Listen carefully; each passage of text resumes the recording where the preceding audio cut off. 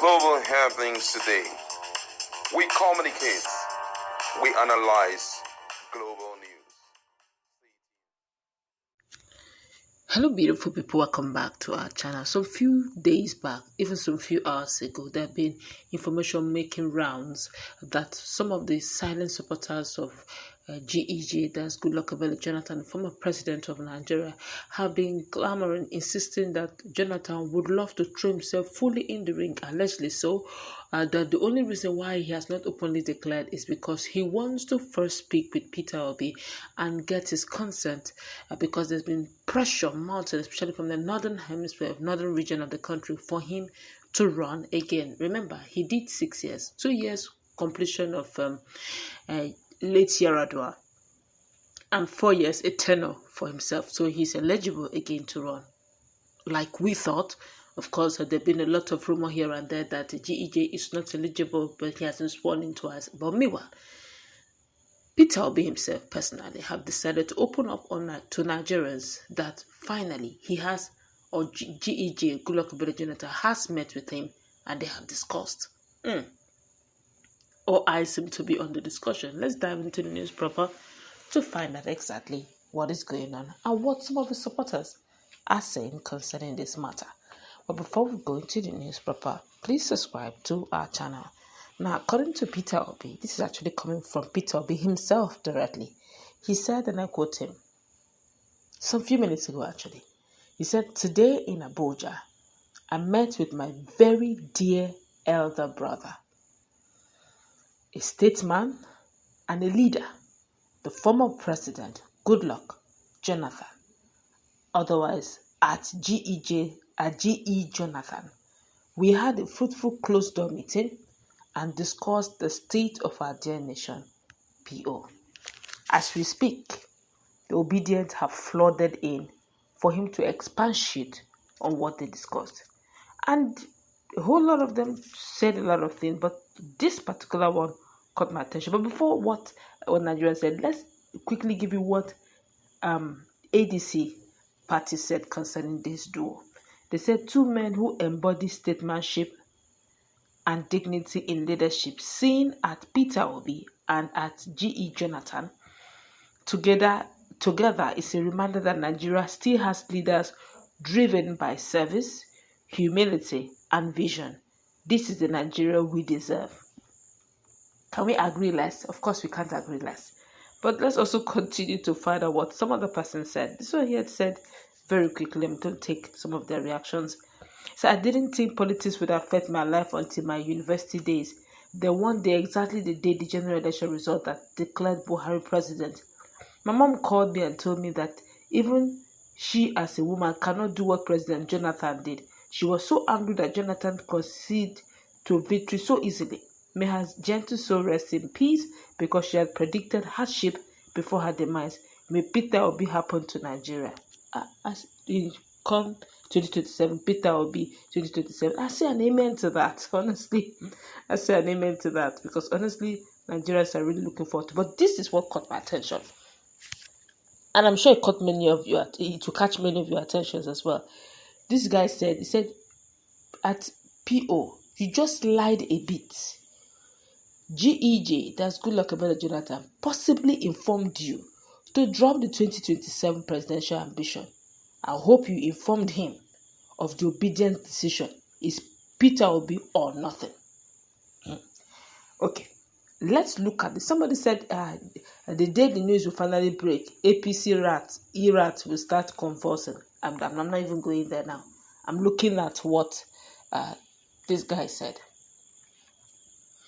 GEJ is a great guy. I love him very much. In fact, if you go through the past democratically elected president, you will give it to him.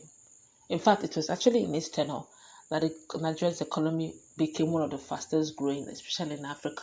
They predicted Nigeria would do very well. And when he was supposed to come for a second term, elected, a lot of things happened. International politics came into play. But this is Peter Obi. This is Jonathan, who from 2015 that he lost the election, or rather he conceded to defeat that, of course, late Buhari congratulated him, which is honestly, it is too noble. I celebrate him every day because of that action. He saved Nigeria from a lot of issues. But after that period till now, Goodluck and Jonathan have really not participated actively in Nigerian politics.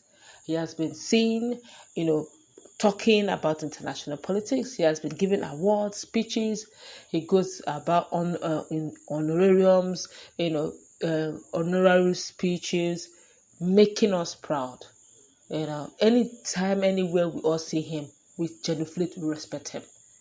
But he has really not involved himself in politics in Nigeria. In fact, all those PDP stuff that is going on in PDP, he deliberately removed himself from PDP.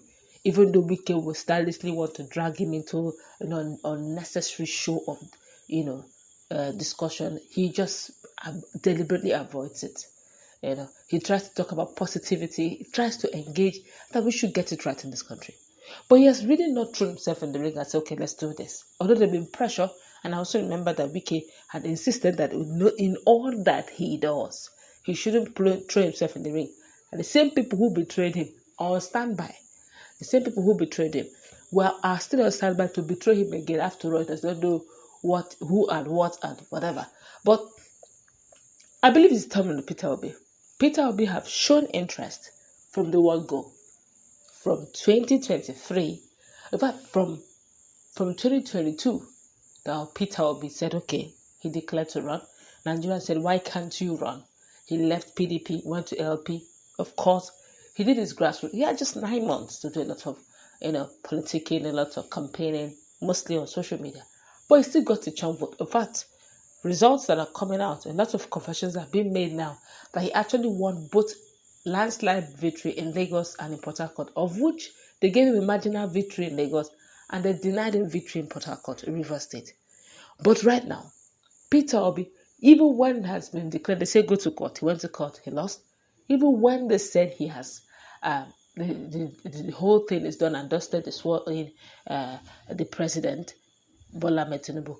But it didn't stop him from continuing. He started doing a lot of philanthropism. He started touching lives. He went on from north to south. You see him touching lives, visiting the less privileged, touching the orphanages, doing things that should originally be that of the government. You see him involve himself in opposition. He attends political meetings. All of this, GEJ did not do. And after Peter Obi has garnered a lot of respect, garnered a lot of reaction, garnered a lot of respect, giving people hope, garnered a lot of hope, telling people your vote will count, encouraging people to go and register, those who have not registered, who have already turned 18, telling people we can do this again, there's new Nigeria is possible, let there be ray of hope that truly there could be men of integrity who still are willing to throw themselves in the ring. GEJ coming in now to throw himself in the ring is going to divide the vote of Peter Obi. I know he has the right to vote, but I believe that whatever it is, GEJ should look at this and just like Peter Obi gave him his support when it was time for GEJ to run. Peter Obi personally was one of the few sitting governors there who gave his all to support Jonathan's dream. It is now time to reciprocate. I believe the GEJ should be gentleman enough. Of course, he has the right to vote and be voted for. I just feel so that we don't have a divided house. Let the vote go for all. Let Peter Obi go into the ring and let him step aside. Just my personal opinion. Of course, he has the right.